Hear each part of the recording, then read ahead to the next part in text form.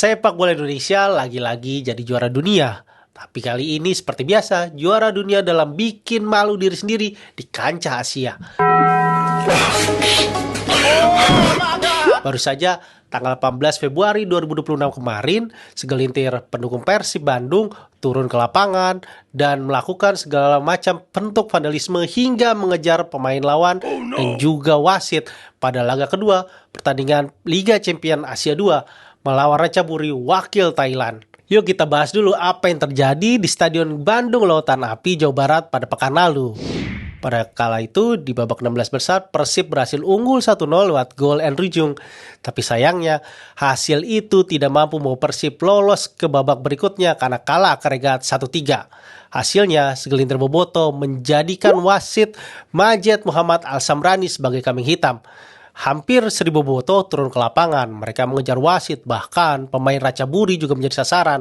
Begitupun mereka melakukan vandalisme kepada sejumlah fasilitas publik di dalam Stadion Bandung Lautan Api. Pelatih Persib, Boyan Hodak, geleng-geleng kepala. Dia sampai menyebut bahwa hampir 1.000 supporter itu mencoreng citra dari 49.000 supporter lainnya yang sudah mendukung Persib dengan fair play. Sejatinya, dalam 2 musim berpartisipasi di Liga Champions Asia 2, Persib sudah menjadi sumber dana bagi AFC. Mereka sebelumnya pernah didenda sebesar 30.000 US dollar, sempat juga didenda 26.250.000 US dollar, dan kalau ditotalkan rupiah mencapai 944 juta rupiah. Bisa dibayangkan, hampir 1 miliar Persib sudah memberikan uang kepada AFC akibat ulah supporternya. Tentu hal itu bisa dibayangkan apa hasilnya seandainya uang sebesar itu digunakan Persib untuk membina supporter mereka agar tidak mengulang tindakan-tindakan anarkis dan juga tindakan-tindakan lainnya yang merugikan klub. Soal vandalisme supporter, mungkin mayoritas publik sepak bola Indonesia sudah lupa tragedi Kanjuruhan 1 Oktober 2022. Kala itu, 135 nyawa melayang setelah menyaksikan laga antara Arema FC menghadapi Persebaya Surabaya. Sudah ada berbagai macam tindakan yang katanya ingin melakukan reformasi di bidang supporter. Tapi pada tahun 2026 ini, yang baru berjalan 2 bulan, sudah ada 37 kasus pelanggaran dilakukan oleh supporter yang dimana Komite Disiplin PSSI telah meraup denda sebesar 1,5 miliar dari Liga Super, Liga Championship, dan juga Liga Nusantara. Ini bukti pencegahan belum optimal, atau mungkin pelajaran dari tragedi Kanjuruhan hanya dibaca sambil scroll TikTok. Semua ini soal kedewasaan supporter yang katanya mereka sudah dewasa, tapi ternyata masih sering pakai popok emosi ketika dukung timnya berlaga. Supporter bilang ini passion, tapi passion tidak sepatutnya merugikan klub, menyebabkan pemain lawan dan ofisial pertandingan trauma, atau bikin nama Indonesia tercoreng di mata internasional. Supporter Indonesia masih seperti tantrum anak kecil yang gak dapat es krim, alias hanya ingin timnya menang.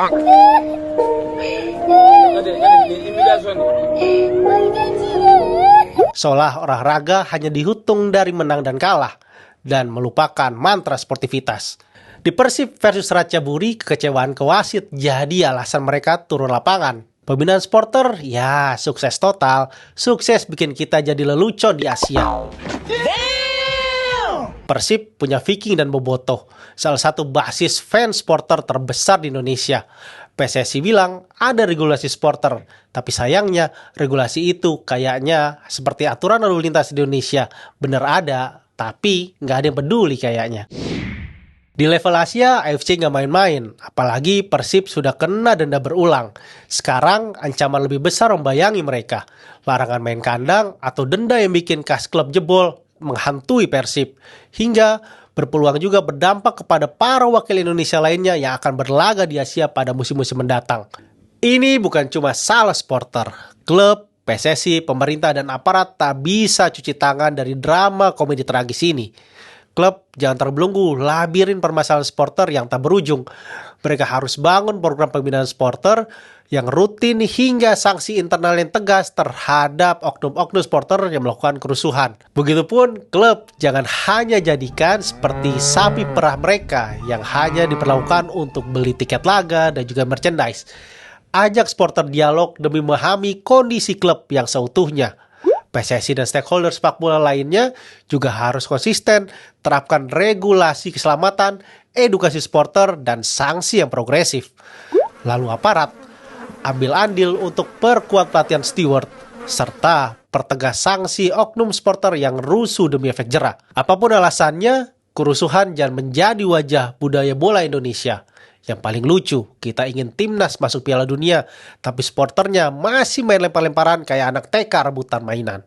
Oh my God! No, God, please, no! Jadi pertanyaan buat kita semua, tragedi Kanjuruhan, denda AFC, dan sidang Komdis PSSI yang terus berulang ini apakah sudah jadi pelajaran? Atau kita tunggu sampai Indonesia dimarginalkan dari kompetisi internasional agar kita merasakan efek jerah? Atau kita memang bangga jadi juara dunia dalam bikin malu dan tampilkan wajah vandalisme di dalam sepak bola? Saya Iksan Mahar, ini ulasan bola.